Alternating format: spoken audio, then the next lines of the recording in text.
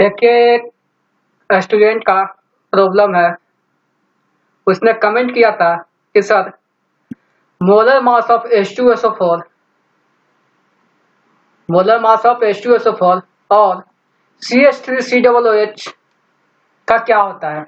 Okay, तो देखिए हम लोग मोलर मास कैसे कैलकुलेट करते हैं। तो पहले हम लोग H2SO4 का कैलकुलेट करते हैं। ओके, तो मोलर मास ऑफ H2SO4 बराबर हो जाएगा, देखिए H2SO4 में दो हाइड्रोजन एटम है, एक सल्फर एटम और 4 ऑक्सीजन एटम। ओके, तो देखिए इसका मास हो जाएगा molar mass 2 into molar mass of hydrogen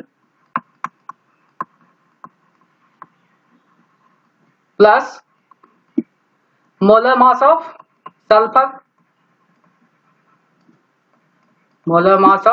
sulphur plus 4 into molar mass of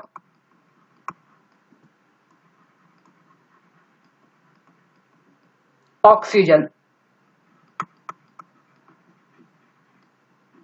okay, क्या हो गया 2 into molar mass of hydrogen plus molar mass of sulphur plus 4 into molar mass of oxygen.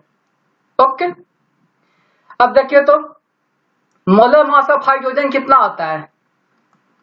तो hydrogen का molar mass होता है 1 gram per मोल, तो 2 into 1 gram per mole plus molar mass of sulphur कितना होता है 32 gram per mole. Okay, plus 4 into molar mass of oxygen होता है 16 ग्राम पर मोल। ओके, तो यहां से क्या हो जाएगा 2 प्लस 32 प्लस 64 ग्राम पर मोल। इसको हम लोग ऐड करेंगे तो कितना आ जाएगा 98 ग्राम पर मोल। ओके, तो मोलर मास ऑफ H2SO4 क्या आ गया 98 ग्राम पर मोल। कैसे हम लोग कैलकुलेट किए, तो मॉलिक्यूलर फॉर्मूला सल्फ्यूर इसका क्या है H2SO4। ओके, अब नंबर ऑफ हाइड्रोजन एटम कितना है 2, सल्फर एटम 1 है और ऑक्सीजन एटम 4। तो हम लोग क्या कर दिए 2 into molar mass of hydrogen plus molar mass of sulphur plus 4 into molar mass of oxygen. Okay, molar mass of hydrogen कितना होता है 1, मोलर मास ऑफ सल्फर कितना होता है 32 और मोलर मास ऑफ ऑक्सीजन कितना होता है 16। तो क्या आ गया 2 प्लस 32 प्लस 64 कितना आ गया 98 ग्राम पर मोल।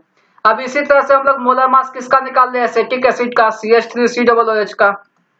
तो molar mass of CH3COOH।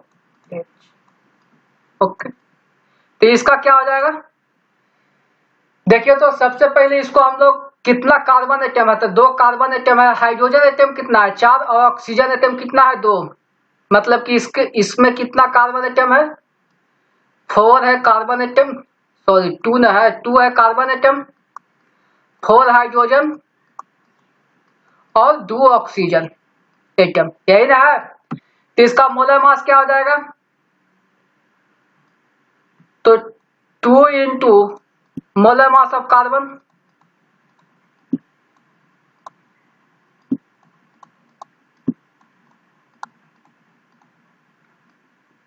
Plus 4 into molar mass of hydrogen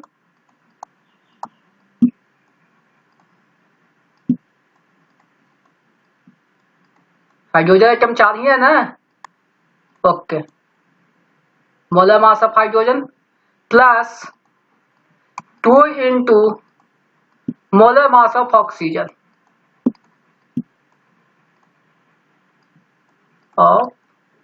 oxygen.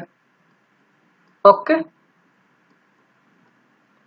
अब देखिए कार्बन का मोलर मास कितना होता है, तो 12, हाइड्रोजन का कितना होता है 1, और ऑक्सीजन का कितना होता है 16। तो हम लोग वैल्यू पुट कर दे रहे हैं, तो क्या आ जाएगा 2 into molar mass of carbon कितना हो जाएगा 12 gram per mole, plus 4 into molar mass of hydrogen क्या होता है 1 gram per mole, plus 2 into molar mass of oxygen कितना होता है 16 ग्राम पर मोल। तो बराबर क्या हो जाएगा 12 इंटू 2 24 प्लस 4 प्लस 16 इंटू 2 कितना हो जाएगा 32 ग्राम पर मोल। अब इसको ऐड कीजिए, तो ऐड करने के बाद कितना आ जाएगा 32 और 4 36 और 4 40 और 20 60 ग्राम पर मोल। ओके, तो molar mass of acetic acid कितना आ गया 60 ग्राम पर मोल, और molar mass of sulphuric acid कितना आ गया H2SO4 98 ग्राम पर मोल। ओके, समझ गए ना कैसे कैलकुलेट किए। Okay, thanks for watching.